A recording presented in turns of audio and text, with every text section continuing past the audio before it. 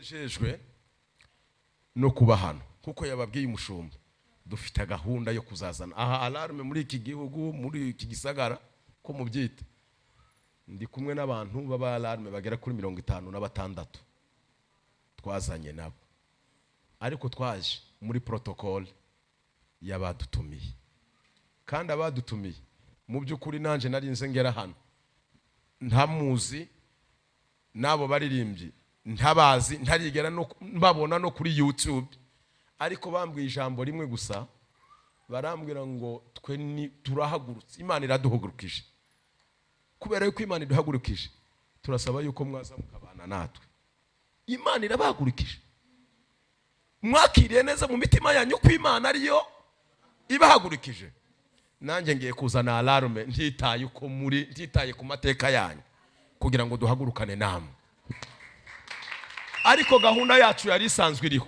ni ya hano kandi irahari tugomba kuzaza umutima wanjye wuzuye amashimwe kubabona ndimo ndabareba mwese ngasa nkaho ngize iminsi mbasi kubera yuko ndimo mbarebera mu bashumba banyu kumva hariho nkabo nigeze kubona twabonanye ariko ibyo byose ni imbaraga z'urukundo ngewe n'abashumba banyu dukundane niyo mpamvu mutarimo muba bashitsi kuri nge Bwana Yesu asifiwe sana Bwana Yesu asifiwe sana amashimwe sinayavuga ngo narangiza ngiye kubabwira ijambo riri mu Galatiya dusoma mu gice cya 5 ku murongo wa 16 haravuga ngo ni Kinyarwanda bigiye nko guhura ariko uyu munsi niho numvishije ko tudahujije cyane kubera indirimbo numvisha amagambo mwarimo muvugana ariko nirimba muri ritime yiwacu ngumva namwe murimo murarimba mu yandi magambo yanyu nja gusanga imvugo zirenda gusa haravuga ngo ndavuga nti muyoborwe n'umwuka kuko aribwo mutazakora ibyo kamere irarikira nkuko kamere irarikira ibyo umwuka yanga kandi umwuka yifuza ibyo kamere yanga nkuko ibyo bihabanye nico gituma ibyo mushaka gukora atari ibyo mukora ariko niba muyoborwa n'umwuka ntimuba mukiyoborwa n'iki Bwana sifiwe ngiye kubabwira ko kamere n'umwuka ni ibintu Imana yaremeye hagati muri twe byose byaremanywe natwe ariko umuntu asa nico yagaburiye kamere twarayivukanye umwuka nawo Imana yaturemeye espace y'umwuka muri twebwe igomba gukoreramo na kamere iturimwo ariko ibyo byombi birahabanye uzasa nico wagaburiye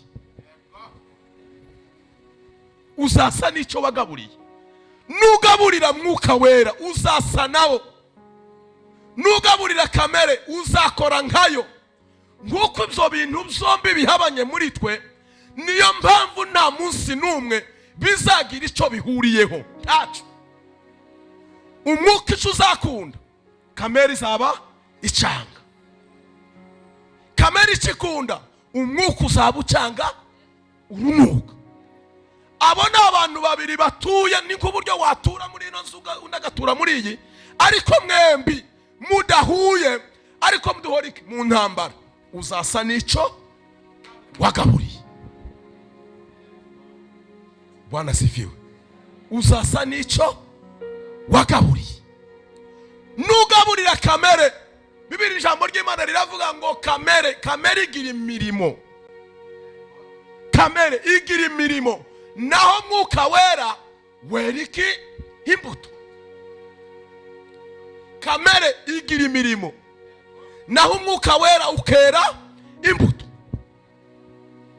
murabisanga mu Galatiya 5 ku murongo wa 19 niho musanga imirimo ya kamere nimumanuka kuri 20 muzasanga imirimo y'iki y'imbuto Bwana sifiwe nudevelopa muri wewe, nushaka kuba uwa kamere, uzagira imirimo, kandi iyo mirimo n'ubwibsi, n'ubusambanyi, n'ubujura, n'ukwicana, n'ukugira nabi. Ariko muri wowe nugaburira mwuka wera, uzagwiza urukundo, ugwiza ubugwaneza, ugwiza imbabazi. Niki jambo ry'Imana riza rivuga ngo ibisa nk'ibyo, ibimeze nk'ibyo by'imbuto za mwuka wera, ngo nta tegeko na rimwe ribibuza ribihana. Ariko igitangaje, kubera iki duhananira mu bintu itegeko rigira gute rihana? Ngende umunyamategeko,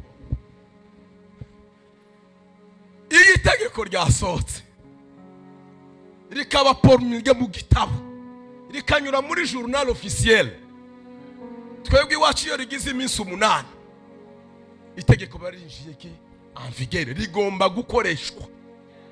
Batitaye ngo hari umuturage rizafata uriyo sinzi mu misozi ya iyo, ariko iyo ryamaje gusinywa rikemeza, hahita haplika le principe ivuga ko ngo nul n'est censé ignorer la loi.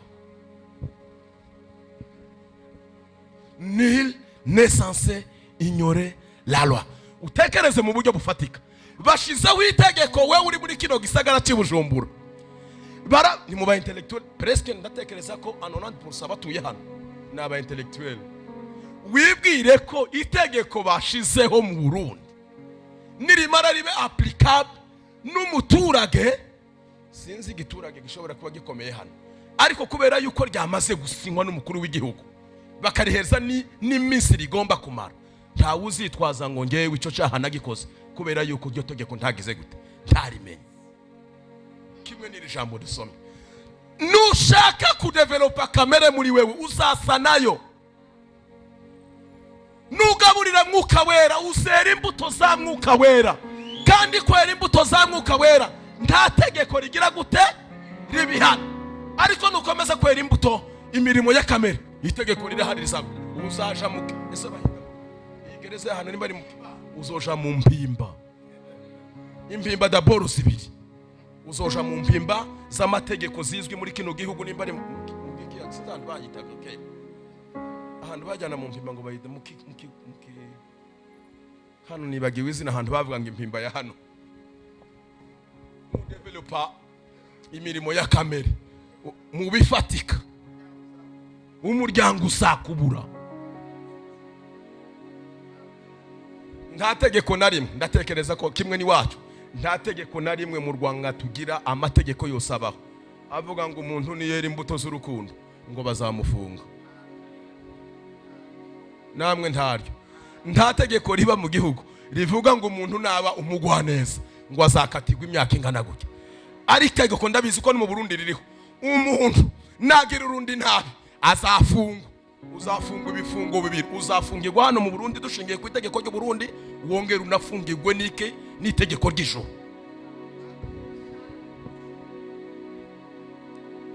Bwana sifiwe, Bwana sifiwe, Bwana sifiwe, Bwana sifiwe. Reka mbabwire ngo nimureke tugaburire mwuka wera muri twe, kugira ngo tubashe kwera imbuto za mwuka wera. Tugaburire urukundo muri twe, tugaburire kwihangana muri twe, tugaburire ubugwaneza muri twe. Tubigaburire, tubigaburire, tubigaburire, tubigaburire. Icyubahiro cy'Imana kizongera kigaruke mu nzu yayo. Ukahana ngaririmba gatoya. Hallelujah. Akisema ndiyo, nani awezaye kupinga? Hakuna. Akisema oh, nani awezaye kupinga? Hakuna. Ukisema oh, hallelujah, hallelujah.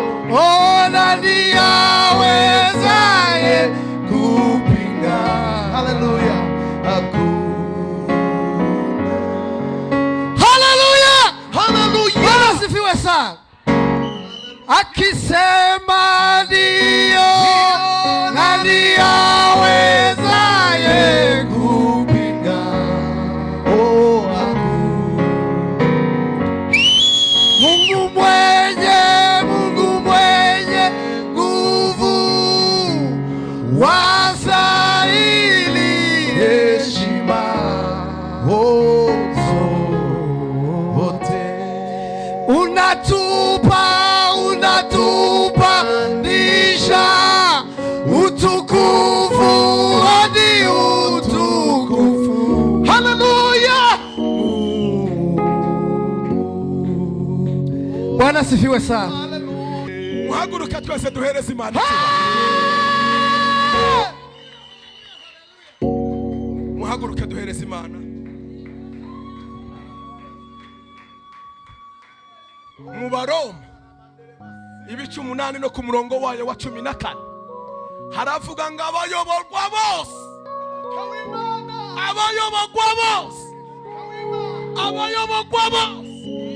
n'umwuka w'Imana nibo bana b'Imana. Haleluya! Abayoborwa bose n'umwuka w'Imana nibo bana b'Imana. Haleluya!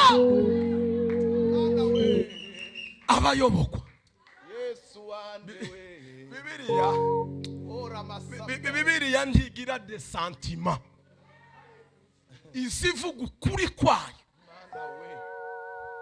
Ije kuvuga ngo abayoborwa kuri degere ya 80% ngo nibo bana b'Imana, ariko yaravuze ngo abayoborwa bose n'umwuka w'Imana nibo bana b'Imana. Mu yandi magambo, nimba muri we utayoborwa n'umwuka w'Imana, ugomba kuza bakagusengera ukayoborwa n'umwuka, nk'uko votre identité iracyari charnel. Nimba utayoborwa n'umwuka w'Imana, identité yawe niyo mubiri, niyo kwaso, niyo ibisekuruza byanyu, niyaho mwavutse, niyo ku musozi wanyu. Ariko nimba uyoborwa n'umwuka w'Imana, twese dufite identity imwe, duhita twitwa abana b'Imana. Yaba umushi wa hano hakurya buvira cyangwa umupfurero, yaba umurundi wa hano, yaba umunyarwanda wo mu Rwanda, yaba umuntu wo muri Corée du Nord, yaba umuntu wo muri Corée du Sud, wo muri Amerika, ariko uyoborwa n'umwuka w'Imana, n'umwana w'Imana. Nge nawe dusangiye passport, bien que mba mu Rwanda ariko batuye, ariko passport yanjye ni imwe. Kuko tuzamura Imana ibiganza agira tuye. Haleluya! Haleluya! Haleluya! Haleluya! Haleluya! Haleluya! Haleluya! Haleluya! Haleluya! Haleluya! Haleluya! Haleluya!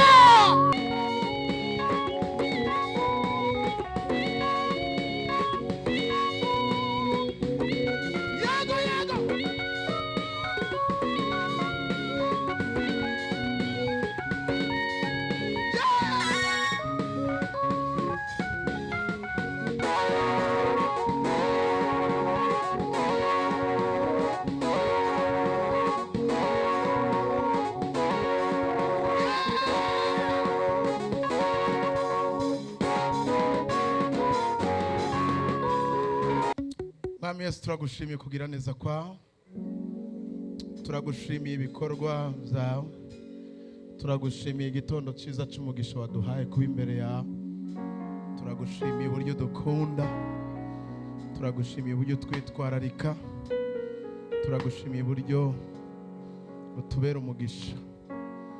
Imitima yacu iguwe neza kuba imbere yawe, imitima yacu iguwe neza kugukorera. Ntabagukorera azomaramara, ntabagukorera azokwikorera amaboko. Izina ryawe rikomeze guhabwa icubahiro.